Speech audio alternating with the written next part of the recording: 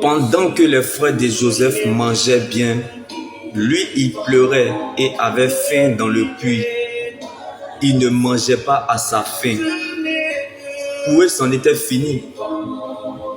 Ils ont voulu vendre Joseph et se disaient en eux-mêmes que c'était fini pour lui. Mais ils ne savaient pas que la terre appartenait à Dieu.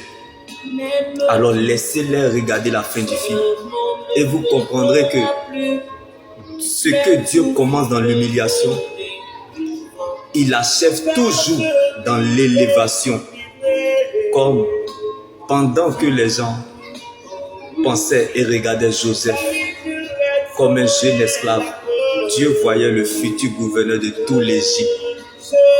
Ce n'est pas parce que tu n'as pas encore vu que tu ne croiras pas. Car ce que tu n'as pas encore vu, Dieu l'a déjà prévu. Alors attache-toi à ce que tu crois.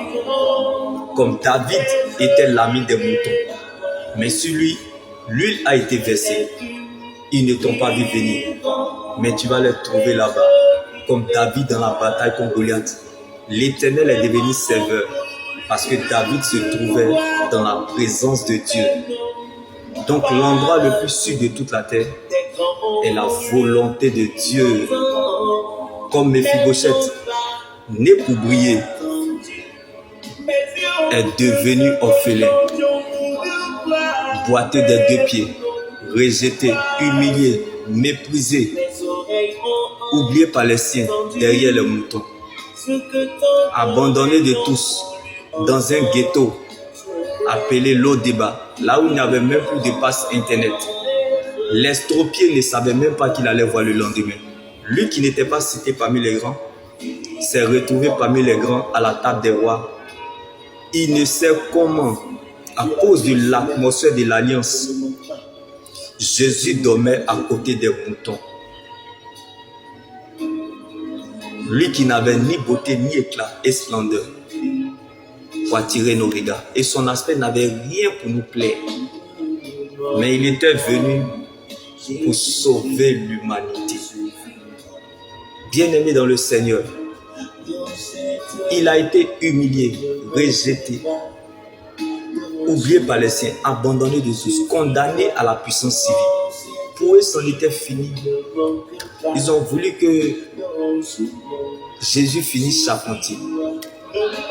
Jésus n'est pas footballeur, mais il a marqué l'humanité. Donc tu peux commencer de nulle part et finir quelque part.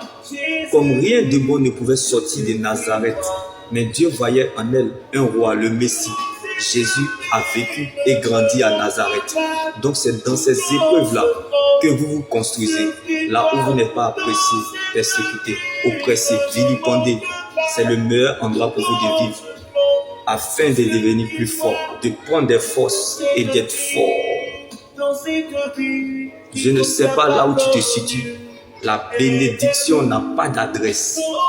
Que les gens veuillent ou pas, la bénédiction repose sur vous. Comme la foi de Daniel faisait la sieste dans la fosse au lion. Si tu dors et te réveilles, Dieu par sa grâce. C'est quel sommeil de bonne période que Dieu ne peut pas réveiller dans ta vie. Comme Jésus dormait pendant la tempête. On ne sait pas comment ça va se passer. Mais je sais qu'il va le faire. Car il ne nous a pas promis une vie de facilité. Mais il nous a donné sa présence. Comme Daniel souriait dans la fosse au lion.